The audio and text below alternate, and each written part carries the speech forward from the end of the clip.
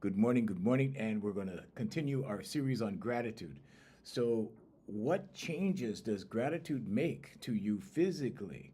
Okay, physical changes just by saying thank you, just by appreciating things.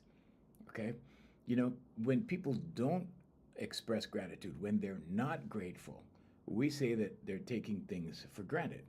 Okay, so we say, don't take things for granted, appreciate things, and you will get more. But that sounds like a bunch of spiritual nonsense, right? Like, oh, okay, that's just to be a good person. All right, so let me make something very clear. I'm not here to teach you how to be a good person or not. This is not about moral judgments. This is not about anything other than this one and how to use this one. You can apply it to anything. You can apply this to good or evil. It's up to you. But I'm here to tell you that if you take my teachings on this one and you apply this to evil, you'll be really good at evil. And if you apply it to good, you'll be really good at good because you will have an understanding of this and how to work it. All right, let's continue. So now, the brain has a built in negativity bias. Good morning, Jay. Good morning, guys. So, what are we talking about built in negativity bias? Yeah, so you default because of survival, okay? Because of evolution and survival, you were built to detect negative things over positive things. This is why when you don't apply your thinking to something, your brain begins to attack you because it gives you all the negative what ifs. Your amygdala constantly gives you the negative what if. What if this happens? What if that happens? Especially when something's going good, right? It's going good, and you sit around going, hey, wait a minute, this is too good. Like, everything is good. What's wrong? You see? Built in negativity bias. Okay, so your brain starts to figure out what could go wrong, and it starts to feed you what could go wrong. Why is this not a good thing? Well, it's just not a good thing because it's going to put you in a negative spiral. And because you have an imagination and a reticular activating system in your brainstem, this happens far more frequently and far more severely than you would think. Okay, so people sitting around with nothing to do, with nothing to think about, start thinking about negative possibilities. Now, this is from an evolutionary standpoint, okay? We were built like this to detect threats, to detect negative things so that we could circumvent them. Circumvent means to go around it. So that we could go around it. Okay? Now, we in modern times, what do? We overthink. Okay? We ruminate, right? We think about something over and over and over. We think about different possibilities of the same thing. This causes anxiety, okay? Hypervigilance, okay? It causes all of these things, sensitivity to criticism. How many people do you know can't handle criticism? Okay. I have a client who I discovered couldn't handle criticism, and I wasn't really criticizing, I was joking. Um, but yeah, so people have trouble with this. Why? Because they're programmed for a certain thing. Okay. So if you were always told, those kids that, they go to contests, everybody goes home a winner with medals and trophies and things. Okay. So back in the day, we had losers. Okay. And losing was good for your character because it made you try harder next time. But it wasn't the same for everyone. It's not the same for everybody. Okay. Some people will go, well, I don't have to put in 100% because I'll get a trophy anyway. I'll get a medal anyway.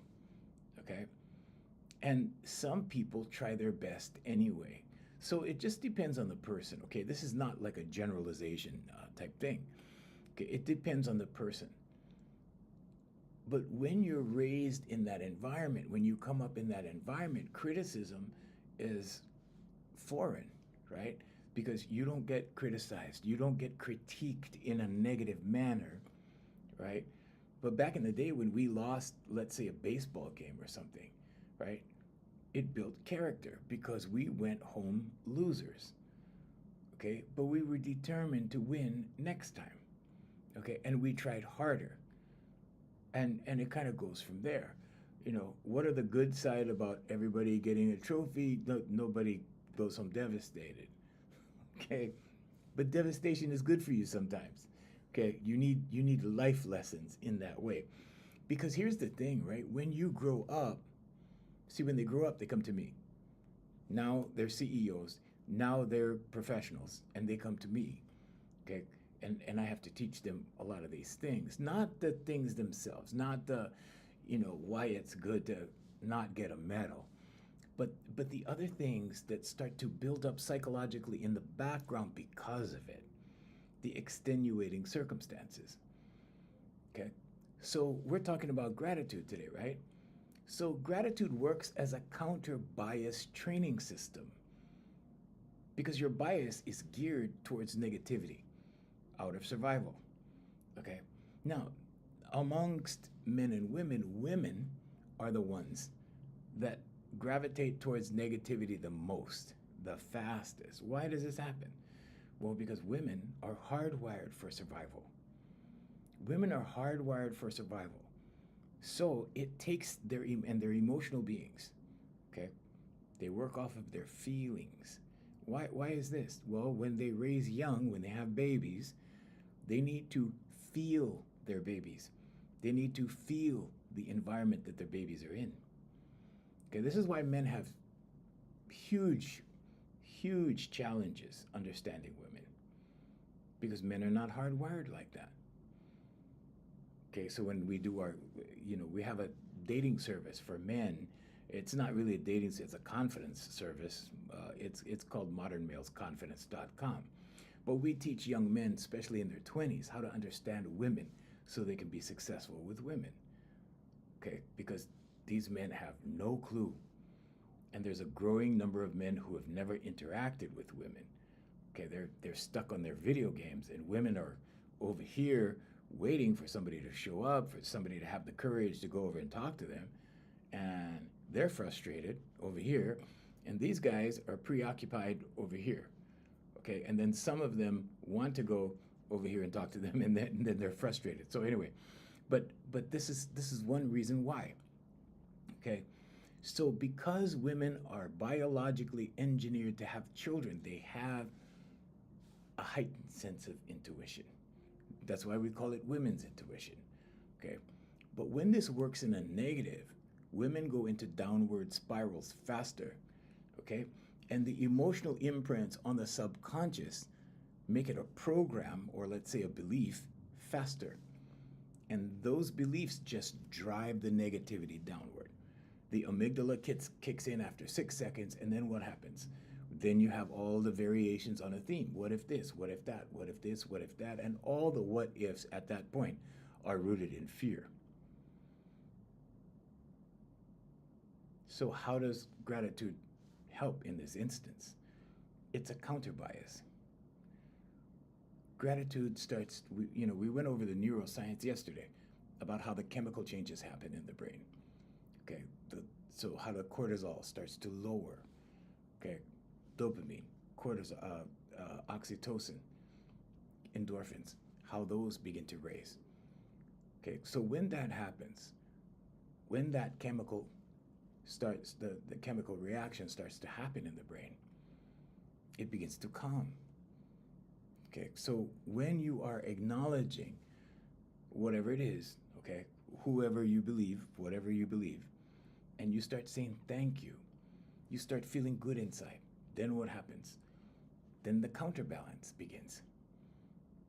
Okay, so now you're countering your natural bias towards negativity because of evolution, because you're designed to weed out threats. Okay, you're designed to see the threats. So you're designed to see the negative stuff first, the spooky stuff first. Okay, when you walk into a room, you don't walk into a room expecting something really good. You walk into the room on alert, trying to see if there's something bad here, if there's a threat. So you have to train yourself, and one of these things is gratitude. So gratitude works like this. Okay, when you focus on something good, the prefrontal cortex lights up. Okay, it becomes more alert. Okay, this reduces the amygdala's threat. Okay, the threat response from the amygdala. It starts to relax it. It doesn't make it go away, it relaxes it. Okay, then what happens? Dopamine and serotonin are released, and then what? It reinforces the behavior. What behavior? The gratitude. Okay, so when you walk into something, like when I get up in the morning, I start saying thank you. And I probably say it all the way till I get out of the shower and get dressed. And I say thank you. This morning, I said thank you for the shower. This morning, I said thank you for my clothes. This morning, I said thank you for I say thank you for the water that I was drinking, okay, and the coffee that I had this morning. So I was saying thank you for these things. Now, last night before I went to bed, because people always ask me like, oh, well, what do you do? What do you do for your subconscious? Well, last night when I was on my way to sleep, I was in theta state, and I was lying down on my pillow already, and I said, thank you, Father God, for a wonderful day tomorrow. I'm going to have such a great day tomorrow. And I went to sleep. Well, this morning when I woke up, I was really rested, and I was like, wow, yeah, I'm ready to go, right? I'm ready to begin my day. And I was in a good mood. And so this is what I do. Because when you speak something at night before you go to bed, it goes into your subconscious, and your subconscious thinks about it all night long. This is why they say don't go to bed angry. Okay, it's not because it's going to damage your relationship or anything like that, or, it's not about that. See, there's so many things that we hear, right?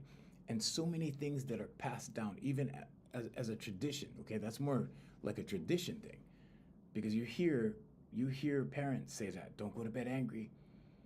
They don't tell you why. Okay, sometimes when you ask why, they say, well, so that you don't hold grudges, because somebody might die in their sleep, and then you're gonna regret it. That's not why. Those are wives' tales. Those don't make any sense.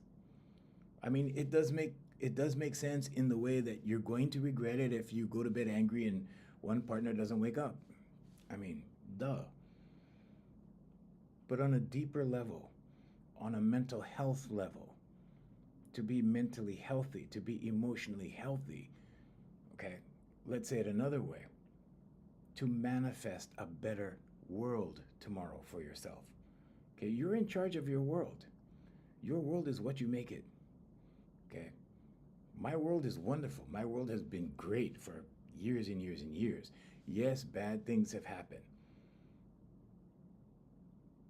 But you need to look at the bigger picture. Okay. So when I built my companies, right, we looked at the big picture. We didn't look at the small picture. I'll give you an example. My music, I have 9 albums and 1 single on iTunes, online. Okay, and they get streamed worldwide. Okay. When we put up my albums, we learned that nobody in Hawaii bought my albums, because we get a list and we know who bought and where they're from, the demographics and everything, because it's digital. And then we found out something interesting. We found out that it's the people in Singapore that were buying my music. Now, this is the old days before streaming. So people in Singapore were buying my music like crazy. I mean, I was making a lot of money from Singapore. But this is something that you wouldn't expect, right? Because you would expect, well, I'm known here. I have a name in Hawaii, right? I'm popular in Hawaii, but my music wasn't selling here, okay? But we were looking at the big picture. We were looking at the global market, not the local market, okay? But the record companies locally here in Hawaii, they're looking at the local market. So we were quite surprised. So now with the streaming, right? We get the streaming reports. We look at the streaming reports.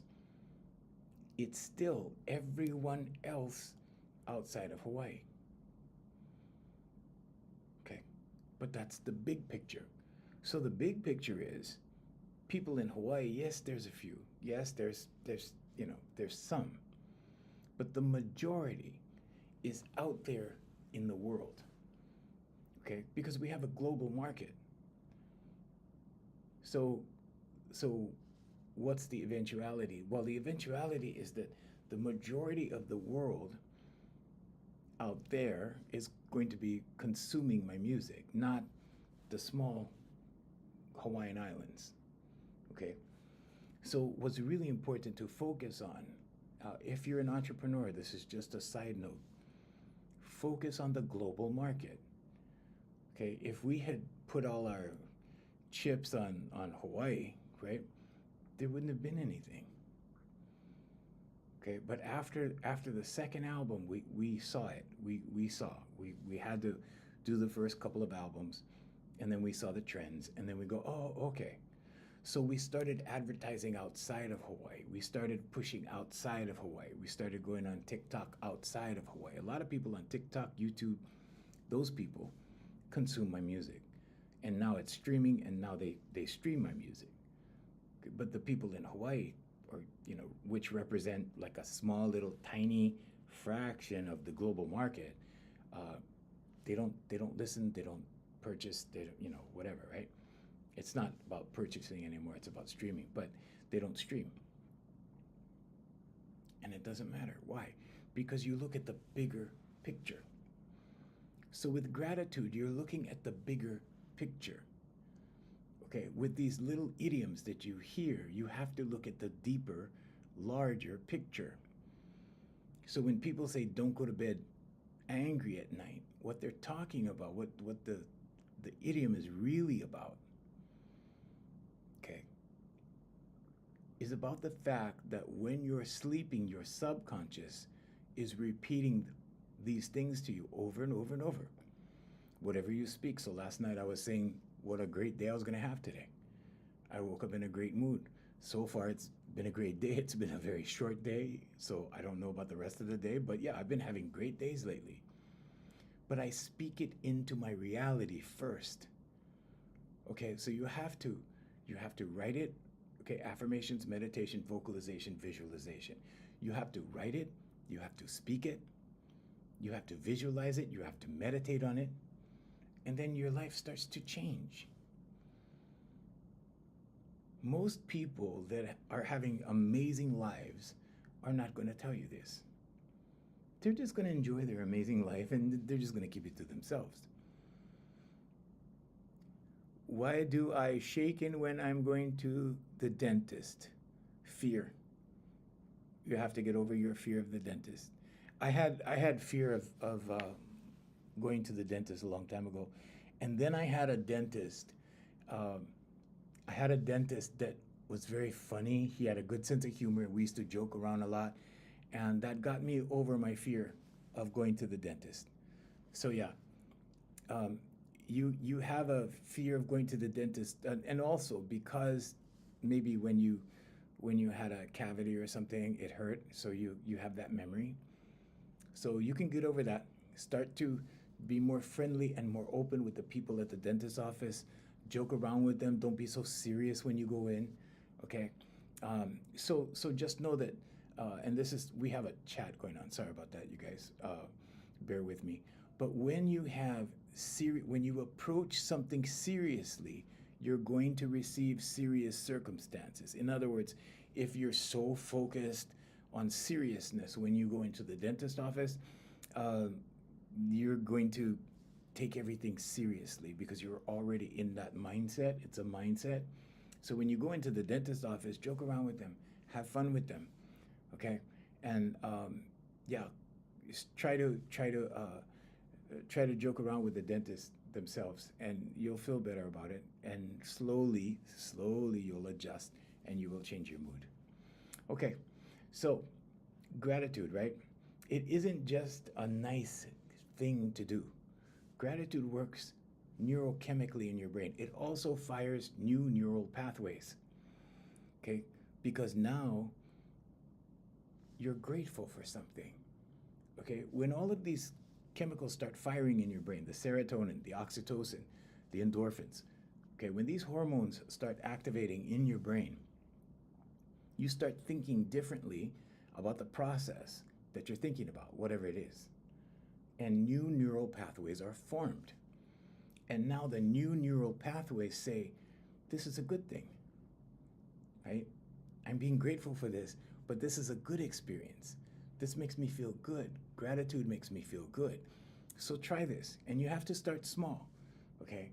You have to start small, and you have to go slowly. Okay?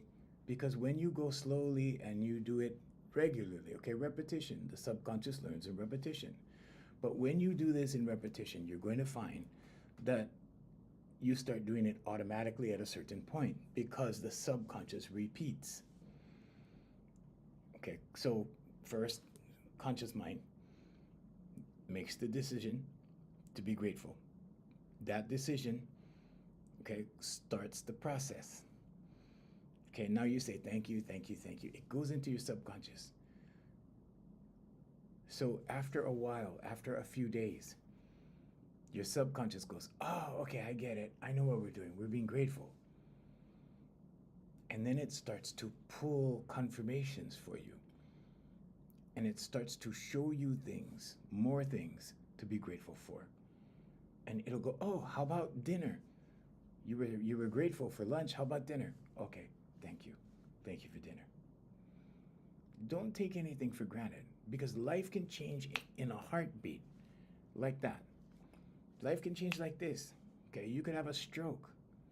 You could have a heart attack. You could have, okay, I'm not trying to get you on a negative spiral. I'm just saying things can change. But when you're grateful, okay, when you're grateful, you set yourself up for better health physically, better health mentally. Okay? And the people around you will see that you're grateful. They will feel that you're grateful. And if something bad happens to you, guess what? They will help. If they're your friends. If they're not your friends, you don't need them in the first place. So, now, your brain, when you start being grateful, right? Your brain starts to ask you, what's going right with this instead of what's going wrong? Okay, and the reason why what's going wrong is survival. Okay, it's evolution. You walk into a meeting. You look for the things that are going to go wrong. You walk into a ballroom full of people. Okay, sure, you're expecting a good time, but then in the back of your mind, subconsciously, you're going, all right, where's the threat? What's the, right? And you start looking for people that, maybe you think they're gossiping about you. Maybe you think they're looking at you and they're talking about your shoes or your clothes or whatever. Whatever, okay? But your brain starts to look for things that are good when you're grateful. So, and this is a reality. So try it, okay? Because now it's easy for me to say thank you about things. When I started this back in 2007, I'm like, okay, I had to try, right? I had to make up things. I had to look for all the little things. Thank you for the water. Thank you for the food. Thank you for the juice. Thank you for the coffee. Thank you for the, all of that. And then I started applying it to people. And then I was grateful for the dates I went on. And guess what happened? Like, more women wanted to go out with me. Okay. And the more they went out with me and the more I was grateful, like, the more it happened. Okay. Why is that? Well, because when you're grateful, right, it multiplies. Women can tell if you're grateful for them. Women know I love them. They know I'm grateful for them. Okay? So they go out with me. They love me because they know I love them. Now, women can tell, just like men can tell too, right? You can tell if somebody's being fake or if somebody's being real. I'm just saying, if you're just real, okay, you don't have to be perfect. You don't have to be, I don't know, Mr. Muscle Man in the gym or whatever. You don't, that's not it. But all of the things I tell you that is necessary, okay, things like being grateful, okay, kindness, generosity, those things, that will get you far. Empathy, putting yourself in the other person's shoes, okay? Human beings notice this thing. So if you're a woman, project that to your men.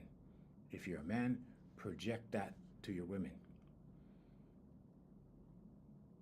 Everybody goes around pretending, right? We go around pretending, oh, yeah, I'm big, bad, yeah.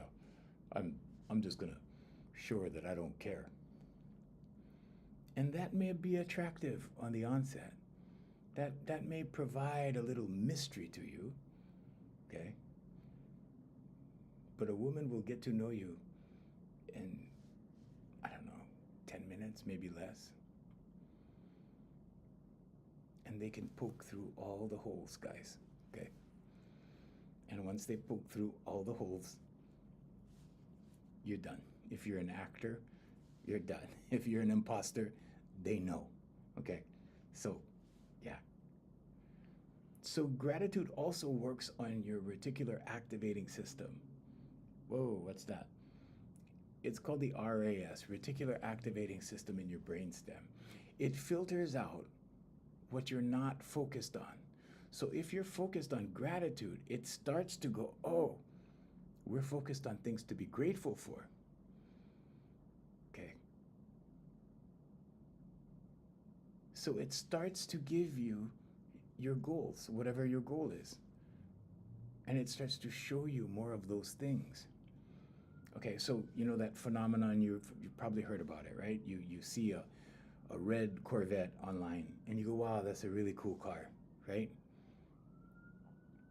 And then pretty soon you start thinking about it.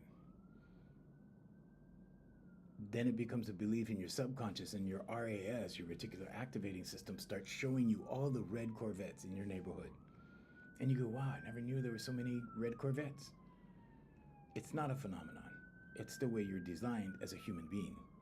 Okay, why does society remember all the negative in a person rather than the positive? I just explained it. Okay, because society is a collective.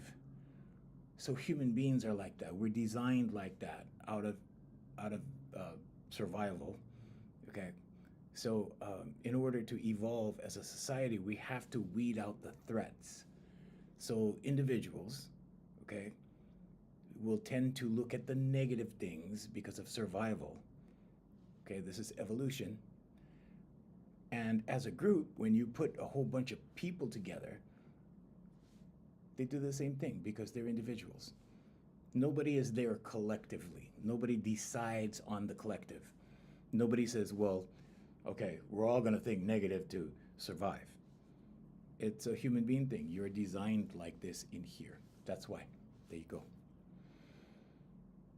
But in order to change society, you have to educate the people around you, because then when more people go, oh, I see. So if we're just grateful, you see, and then more people are grateful, and more people are grateful, and more people find out about it, and they try it, and it works, and then they go, oh, okay.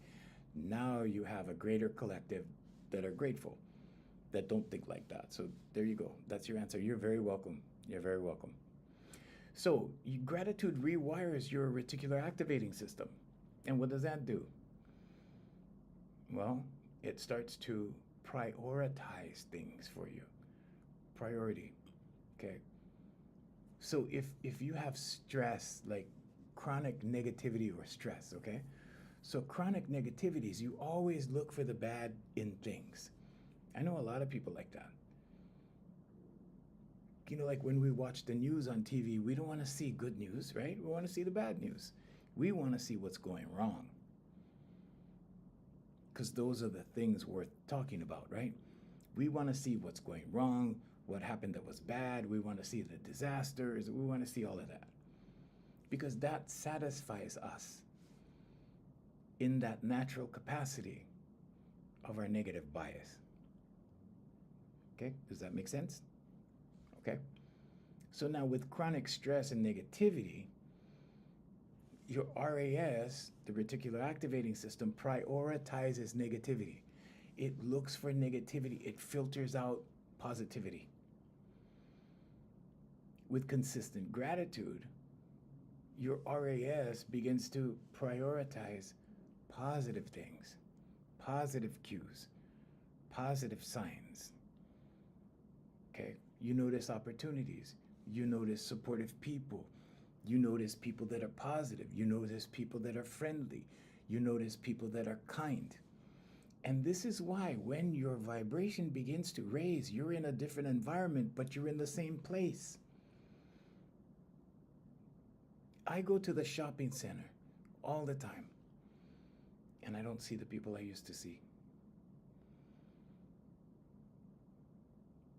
They still live in the neighborhood, but when I'm there, they're not there. When I'm there, I see different people now. This is the dimensions that they're talking about. Okay? But it's not that they're lost in a time warp or that I'm lost in a time warp. My vibration is raised. So I'm not even around those people. And it's not by choice. It's not something I decided. I miss those guys. I miss seeing the same old people, the old gang, that kind of thing. I miss that. And I miss them. Sometimes I see them. But the majority of times I don't. Why? Because the people that are on my vibration or in my vibration, I see. People who are not, I don't.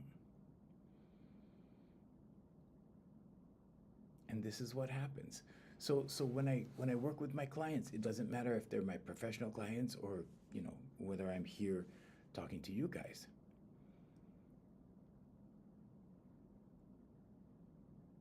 I will let you know that when you raise your vibration, there are people you're going to miss. There are things that you're going to have to give up. In other words, you're going to have to let go because it cannot physically be there anymore. It's just the way it is. Your opinion is really important. Please comment and let me know what you think about what. Think about what, Nuru Salam. Yeah, let me know what you're asking. I don't know what you're asking. So when your RAS begins to filter out the negative stuff, now you see the positive stuff. But in order for your RAS to activate in that way or to operate in that way or to function in that way, you're going to have to belong in a different vibration. Because it won't allow you to stay with the same old people, the same old circumstances, doing the same old, the same old thing. Why? Because that same old thing got you the same results. Now when you have raised your vibration, you attract all the new stuff. Okay, the new people, the new opportunities, the new ideas, the new. Okay? But those are good things.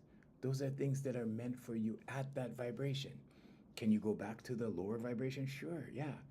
But that would mean that you would have to go backwards. Human beings evolve. That would mean you would have to go against your natural progression of things. Everybody is designed to progress, everyone. Some people don't progress because they're being held back. Are they being held back by an evil spirit? No, get that out of your head. They're being held back by their subconscious, okay? Because your subconscious makes you go in a circle, okay? The definition of insanity is doing the same thing, going in the circle with the subconscious, the same thing, expecting a better result. It can't happen. It cannot happen. Every action has a result. Okay, so let's look at the subconscious tree. The roots of the tree are your subconscious beliefs, what you believe to be true. Okay? It forms your paradigm, the trunk of the tree. Okay? Your attitude towards the world, how you see life, how you see, your worldview, how you see things, which determines your attitude towards things, which now the fruits of the tree are your actions. It produces your actions. Your actions produce results. So if your subconscious, what you believe to be true, is the same all the time, okay, it will form the same worldview, the same attitude. You will produce the same actions, the fruits of the tree, and you will get the same results. Vibration takes us to another level. Yeah, a vibrational level. So you attract better things, better people, better circumstances, better opportunities. So yes, absolutely. Hey Nick, hello. I do develop websites. If you know anyway, yeah. So you can't mark it on my live. Jay, you could take care of Nick. Thank you, Nick. Thank you very much. But yeah, you can't mark it on our lives. That's why we have a moderator, and Jay's very good at what she does. Okay, so you start to see the supportive people. You start to notice supportive things. Okay, and this is the new vibration. Now, let's say you're in the old vibration. What is that? Well, you're feeling sorry for yourself. You're feeling depressed. You're down. You're, right? Like that. So you keep going in a circle. Wash, rinse, repeat, wash, rinse, repeat. That's as simple as I can explain it. And you will never break free of this cycle. Okay? It's not demons holding you. It's your subconscious. Okay? I'll tell you a quick story about my friend. And he passed away. He was a drug addict at one point in his life, and he recovered, and he did a great job. And he became very popular on the radio. And then he left Hawaii, and he went to Arizona. He built a real estate kingdom, like huge. He built a fortune in real estate. He was a very good salesman, very charismatic, and people liked him. He's a likable guy. Okay. And I received word after about 25, 30 years, I received word that he died on the floor of his mansion. And I was happy for him. Not that he died. I was happy he died on the floor of his mansion and not on the floor of his cardboard box. He achieved all of his dreams. But like I said in the beginning of this live, if you don't apply your mind to something, all of this negative bias that's natural for our survival, okay, starts to kick in. If you don't lead your mind will lead you into negativity. It will attack you. And what do we say? Well, we say, well, he couldn't run from his demons, or his demons finally caught up with him. No, it was his subconscious.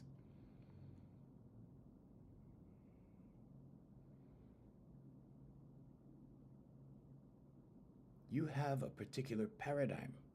Your original paradigm is from birth to 7 years old. There are things in that paradigm that are negative because you experience positive and negative when you're growing up, when you're young. Thank you. Who did that? Somebody did that. Thank you. Whoever did that, thank you. Oh, user. Thank you, user. So you have that paradigm from 0 to 7 years old. You don't even know what the negative stuff is until you start to ask questions to your subconscious. How do I feel about this? How do I feel about that? How do I really feel about this? They call it soul searching. You're not searching your soul. You're searching your subconscious. What is a paradigm? A paradigm is the things that you believe that form your attitude or worldview towards something, how you look at something. Your paradigm is how you see something. So everything that you believe to be true forms your paradigm, which is everything that forms your attitude, the way you see life. You're very welcome, Lucy. You're very welcome. So with my friend, it's not so much that his demons caught up with him. His subconscious caught up with him. The things in his subconscious that he didn't resolve or didn't change. And those can be very strong because I have a lot of wealthy friends. I have many, many wealthy friends. Some of them are good. Some of them have supporting wives. Some of them have supporting girlfriends. They're very good. They're very supportive. Okay? But some of them have holes, you know. I say it like this because people, oh, the hole in the heart kind of thing. Yeah, and they try to patch it. Okay, so they buy a new car. So they buy a new house. They buy another property. They buy another, buy another, buy another, buy another. I've experienced this myself. My best friend died in 2015. And to make myself feel better, I started buying presents for myself. Pretty soon I had to stop because I had to come to the realization that I'm just trying to patch the hole. So what do you do in that case? Here. Affirmations, meditation, vocalization, visualization. So this is my current one. Okay? So these are affirmations. Okay? Here. This is one that I just finished. It looks crazy, I know. I know it looks crazy. There. Affirmations. Okay? Daily affirmations. You have to work on your mind. You have to condition your subconscious. Now, whatever you want, you can write in there. I am so happy and grateful now that I'm confident. I am so happy and grateful now that I've accumulated more knowledge. Whatever it is. Okay, knowledge is a big thing for me because I'm a teacher and I teach. And in order to teach, you have to know. And in order to know, you have to go within the kingdom. Jesus Christ said the kingdom is in here. You cannot be a one-book learner. Okay, I know Christians that they can tell me all the verses of the Bible. They can tell me all of this. They've never meditated. They've never gone in here and become still and sit within the kingdom and discover the expansiveness of God's kingdom. But it happens. The funniest thing for me is watching pastors in churches, okay, or on television. One human being professing to know the will of all creation. That is the most entertaining thing to me, right? That is the left brain at work, the ego, the left brain. The ego always thinks it knows.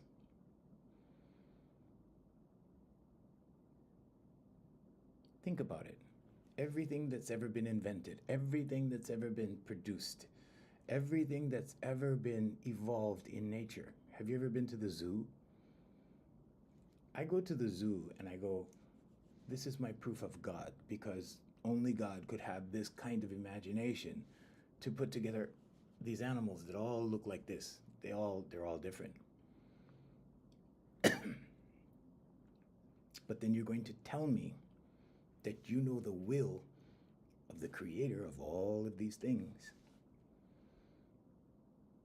It's too expansive. It's too big. It's too huge. The brightest minds of our time said that there's no way to encompass or describe all that is. It's infinite. You would have to write and keep writing and writing and writing and writing and writing and die writing, and you would still not understand the infiniteness of all that is. So there are different avenues to the same thing. A little bit here, a little bit here, a little bit here. But unless you go within, Jesus Christ had it right. Unless you go within, close your distractors, because this is what connects you to reality. I had a friend that was blind. My best friend was blind. He was my best friend for 30 some odd years.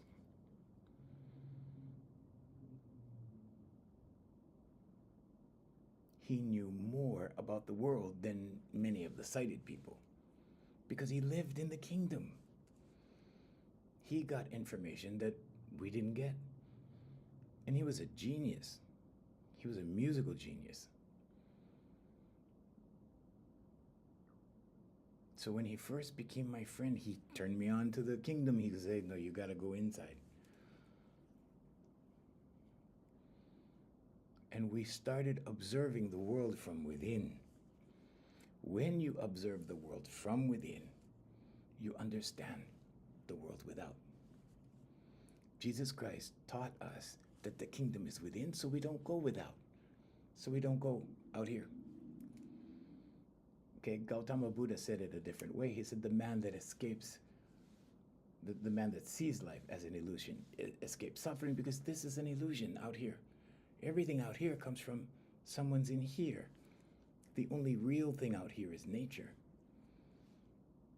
There's only two things out here. God is not out here. God is in here. This is why Jesus Christ sits at the right hand of the Father. It's talking about the right hemisphere of the brain. You cast your net to the right side is abundance. The left side is ego. That's where the ego lives. The ego thinks it knows better because, well, we've been taught this in college. The ego thinks it knows better because, well, we've been taught this in church. The key word is taught. You have to be still and know. You don't learn, you know. But unless you're still, you don't get the message. Why? Because you're distracted. You're too busy going. What I call the merry-go-round or the mouse wheel. What's the mouse wheel? Well, Monday through Friday, we go to work. We do the 8 hours, and we come home, then we fix dinner, then we have a few hours for ourselves, and then we go to sleep, then we repeat. Wash, rinse, repeat. Okay? Some people are on this mouse wheel from elementary school. It's the same pattern. It prepares you for the mouse wheel for life. That's why you have bells ringing, okay? Factory mentality. Okay, you have bells ringing in school. It prepares you to go from hour to hour to hour to hour to hour. It's factory education. And then it prepares you for life. Then what do? You go from hour to hour to hour to hour to hour. Then you have a lunch hour, right? Then you have a dinner hour. Then you go home and you have a few hours. Then you repeat the cycle. Some people do this for 70 some odd years. And then they take a couple of cruises, they get a thank you party, take a couple of cruises, and then they get sick and die. And they call it a life. And for some people, that's all they know. And for some people, it works. It works. But now you have the young people looking at that model going, that doesn't make any sense. Right? It's outdated, and AI is going to replace all of that. Okay, so the end of the world is coming as we know it. As we know it. Because it's changing. Life evolves. The world evolves. The system evolves. It becomes a better mousetrap.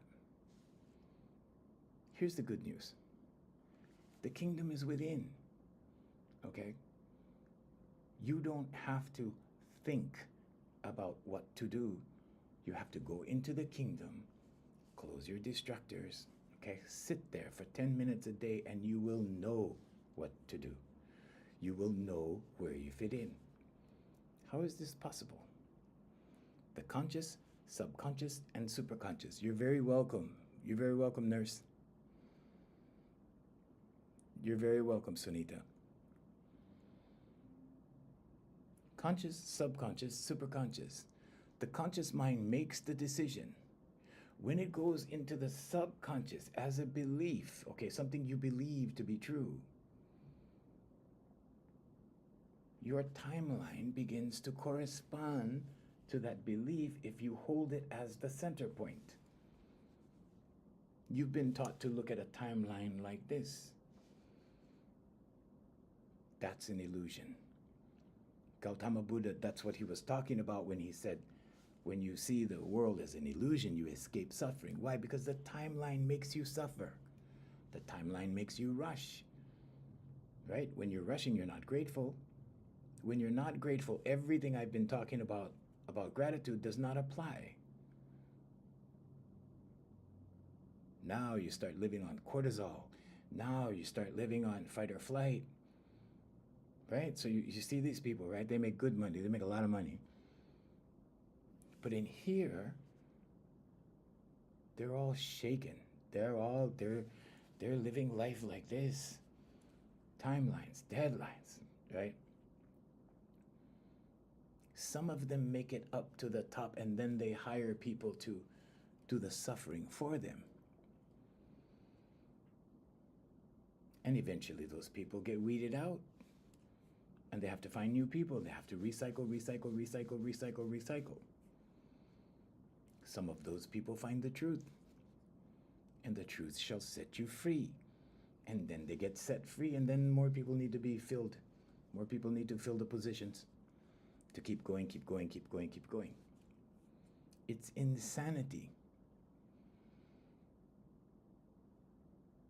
And this is one of the reasons why this system is going to be repaired by AI. Because humans are cycling through this thing.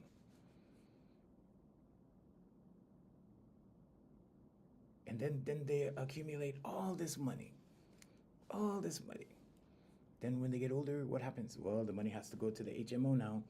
Why? Because they ran themselves into the ground. Because their nervous systems are a wreck. They've wrecked their body physically. In the name of Federal Reserve notes that are worth only the money and the ink used to print them. Because value is perceptive. But this is the cycle, this is the system. Jesus Christ said, I will be with you until the end of the world. And what he said, when you translate the original text, is I will be with you until the end of these systems of things. That's what he really said. What are the systems of things? Systems. Well, first came the industrial age. Okay, that came and went. We don't need to build the railroads anymore. Kind of, sort of. If you read the book by Wallace D. Wattles, The Science of Getting Rich, he talks about the industrial systems that have come and gone. They come, they serve their purpose, and they go. Now we see AI coming. Okay, this is the technological age. Now it's coming. So now we get on board with that. So the people that are going to survive or thrive are the people who were prepared. The other people will be lost. And then you have a Noah's Ark scenario. They're the people that are going to be lost in the flood of technology, the flood of AI. And there are going to be the ones that survive and prosper.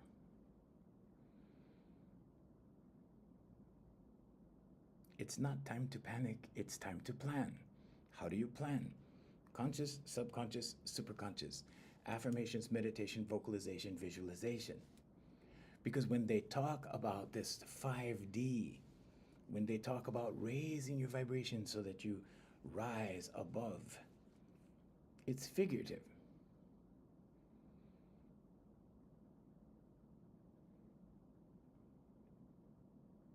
All of this is figurative, but what it's telling you is to be prepared. But Jesus Christ gave you the answer. The kingdom is within. So when you hear people talk about manifestation, oh, I'm going to manifest this, I'm going to manifest that. Everything manifests whether you think so or not, whether you want it to or not. It depends what you believe in your subconscious, because that starts to bring the action. It starts to give you options. Okay, you can do it this way, you can do this, you can do this, you can do this, and all of that leads to this goal. The superconscious, or God, whoever you believe in, I'm not here to tell you who to believe in, what to believe. God works off of what's in your beliefs. God works off of the subconscious. and starts to open the doors as you take the steps. So take baby steps, because if you take a giant step and you have to correct the step, because you do have to correct steps. This is life. We're human beings. People make mistakes. I make mistakes every week. If I'm not making mistakes, something's wrong. So I go back and I, try harder. Failure is a part of success. You have to fail in order to succeed. You have to. If you're too afraid to fail, you're too afraid to succeed. I can't even tell you how many business people, when I was building my consulting company, that was the one. Business people with MBAs telling me, oh, no, this doesn't work that way. You can't do it that way. And you know what I did? I said, screw it. I'm going to do it that way anyway, because I don't have an MBA. So those rules don't apply to me, because they learned the system's rules. I have something that trumps the system. I have the kingdom. I have Jesus Christ. Now, maybe you have Allah, maybe you have someone else. It's okay. No judgment at all. But you have to surrender, surrender the subconscious, in order for the superconscious to go, okay, what are we working on? Well, I have to surrender these old beliefs, because now I'm going to put new beliefs in here. And you program yourself like you program a computer, the same way. Okay, your conscious mind is the operating system. Your subconscious is the hard drive where programs are stored. You decide on the program, and you write it into your subconscious. Now God, or the superconscious, goes, okay, what's in your subconscious? I'm going to work off of that. And if that is the same, then guess what? The doors are going to open for the same thing. As you take the baby steps, the right people are going to come into play for the same thing. You're all going to be on the same vibration. And the same results will occur over and over and over and over. But you're expecting a better result. And that's when we look at you and say, that's insanity. That's crazy. And all you have to do is alignment with your desire or desires. There's no wants, there's no needs. Okay, so if you're saying, I want that job, I want that car, I want that house, I want that girlfriend, I want that husband, change your dialogue. I desire that husband, I desire that house, I desire that job. Because want and need imply lack. Okay, and then you get stuck in lack, and then you go in circles because of what's in your subconscious, and God helps you. God does not judge. Get away from that religious dogma. God does not judge. God is love. God supports whatever it is you are. And that's why they say you attract who you are. But you also attract what you want. You just have to incorporate what you want into who you are. What you desire into who you are. And it begins to materialize, and you get to live your dreams, and you get to accomplish your goals, and you get to have a better life. Thank you, Sarah. Thank you, guys. Thank you, Jay. Jay is saying see you tomorrow. Okay, so tomorrow we also talk about gratitude. We're going to do that till Sunday, okay? More about gratitude. Happy Black Friday. I hope you get good deals on sales. I went to the mall the other day and I couldn't decide on anything that I desired. So I'm running out of desires. I need to have more goals and more things. But yeah, I need to really figure that out.